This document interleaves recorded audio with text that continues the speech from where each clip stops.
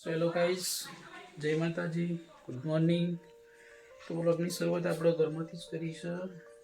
હજુ નાસ્તો બાકી છે, ગાયને નાસ્તો બાકી છે. તો ગાયનો નાસ્તો કરાયા પછી આગળની પ્લાનિંગ આપણી એવી છે કે કાલે જે વતર વડે લીટો ખેંચો તો એમાં એરંડા ચોપવાનું આયોજન છે.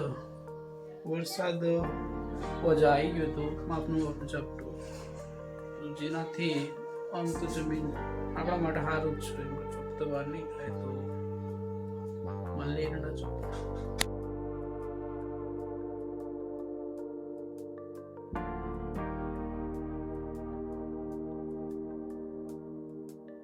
ગાઈસ, આપણે ચા તો પીતા નહીં એટલે દૂધ હોય છે, અથોણ અને રોટલી.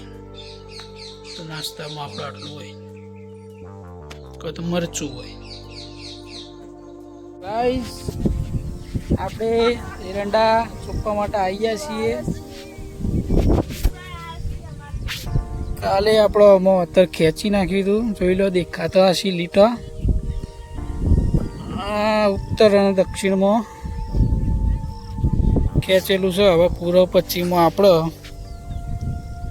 દોરડી પકડવાની રહેશે, જેથી એક ચોકડી જેવું બને. તો જો આ એરંડા છે, અમુક અમુક મજૂર જેવો આવ્યા છે.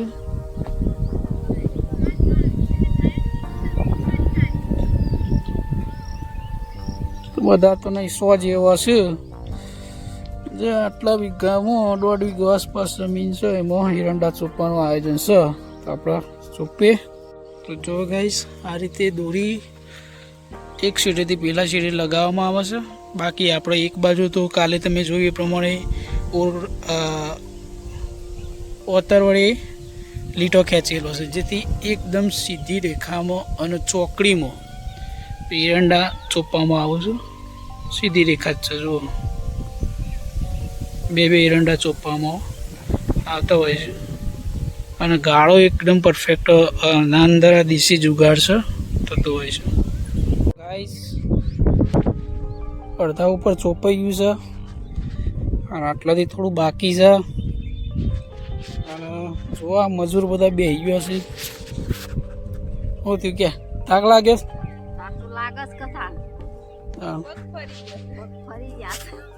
એવું પગ ફરી ગયા છે. આટલું બાકી છે અને આટલું ચોપવાનું છે. ના મોઢા નેચવા કરી કરીને બધા બેઠા છે, થાકી ગયા છે.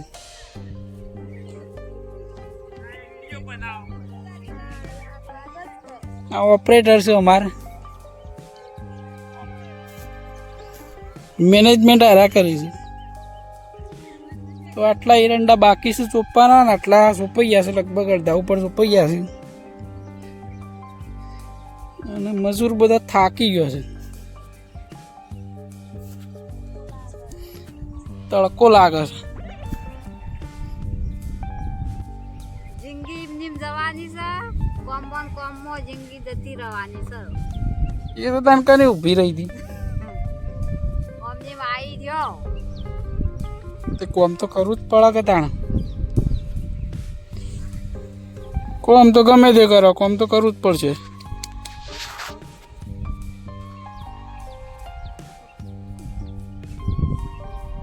પેલું હેતરે હેડીને રાખેલું છે આપણો, એમાં વરિયાળીનું આયોજન છે. વરસાદ થાય એટલે વરિયાળીનું રોપ લાવીને ચોપવાનું છે. બાકી વાતાવરણ વરસાદ જેવું કરેલું છે. તમારે બે બહુ છે ને ઘેર બેવું છે, તો બોલાવી દો બીજીને.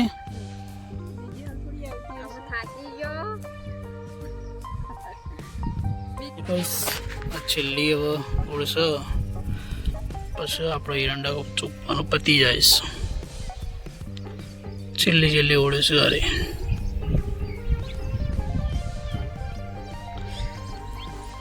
આખું વિતર સોંપી દીધું.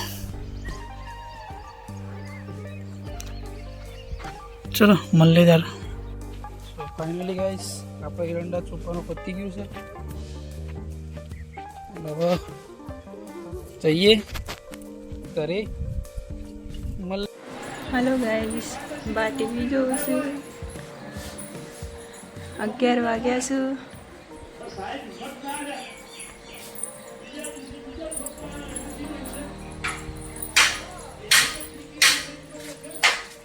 શું કરો છો માં શાક વાટીએ છે જે આટલું શાક કરી જ બકરે બીજું કઈ સુધાર ના કરું કરીએ હેળો નાસ્તો કરે મમ્મી હવે નાસ્તો ચાલુ છે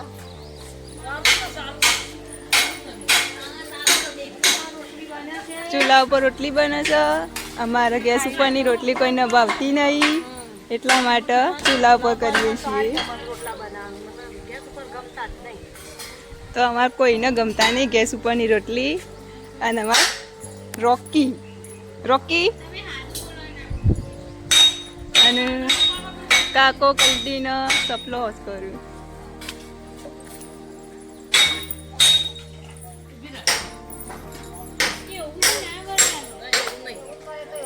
શું કર્યું રંજીબેન તો વાગ્યા છે 4 આસપાસ વાગ્યા છે અને હું અમારે એક બીજું એક ખેતર છે એ બાજુ આવ્યો હતો તો ગાઈઝ આ ખેતરમાં તમે જુઓ કે બાજરી એમના એમ ઊભી છે આ જો બાજરીઓ છે વરસાદના વહેલા આગમનના કારણે બાજરી એ લેવા દીધી નહીં ગાઈઝ બાજરી અને જાર એમના એમ આખી ઊભી ને ઊભી બગડી જાય છે અને આ દુઃખ ખેડૂત જ અનુભવી શકો કે ખેતરમાં પાકેલો જે માલ છે એ તમને ના લેવા દે તો આ કુદરત છે ગાઈસ તમારા હાથમાં આવેલું એ લઈ દે હા જો પેલી બાજુ આખું ખેતર 1.5 વીઘા આસપાસ ખેતરનું છે તો બીજી બધું વાઢવા આપી દીધેલું છે બધું વાઢવા આપી દીધેલું છે કારણ કે હવે આ તો પાક ફેલ જેવો આપણે હવે આમાં પાછા ઈરંડાનું આયોજન છે તો ઈરંડા વાવવાના છે આ જોજો વધેલી બાજરી હવે પક્ષીઓને એમનો દાન કરી દીધી હજી આટલું વાટેલું છે આ વાઢવા બધું આપી દીધું છે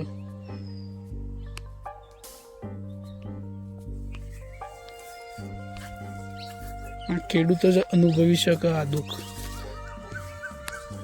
તો શું હાલત થાય છે હેલો ગાય આટલી અમારે 4 વાટી છે ગાયો માટે આ હર્ષદ ચારો ઉપાડે છે દશરથ કાપે છે અને આ સાઈડ ખોણ ખાય છે પેલો છોણ પડે છે જો આ બેસવા માટે ખોણ હજી ચાલુ થાય છે જો આ 4 વાટીને આયા ચાલ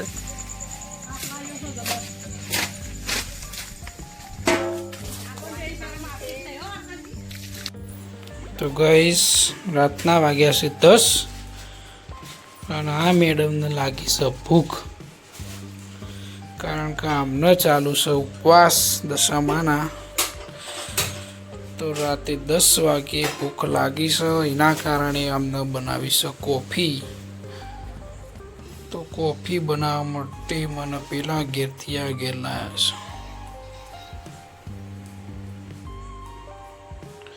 તો પહેલા જ કોફી બનાવીને ના પીવાય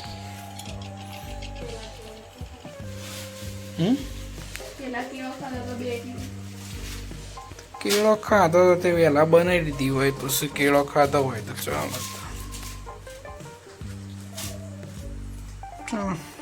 તો બનાવીને કોફી પીવા દે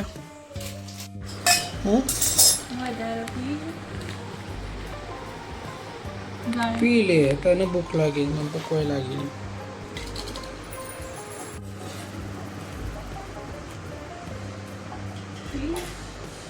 પી લે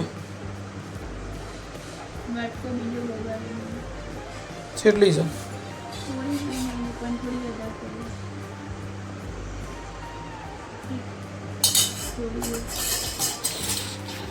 ચલો ગાઈસ તો રાતના 10 વાગે કોફી પી લઈએ ગુડ નાઇટ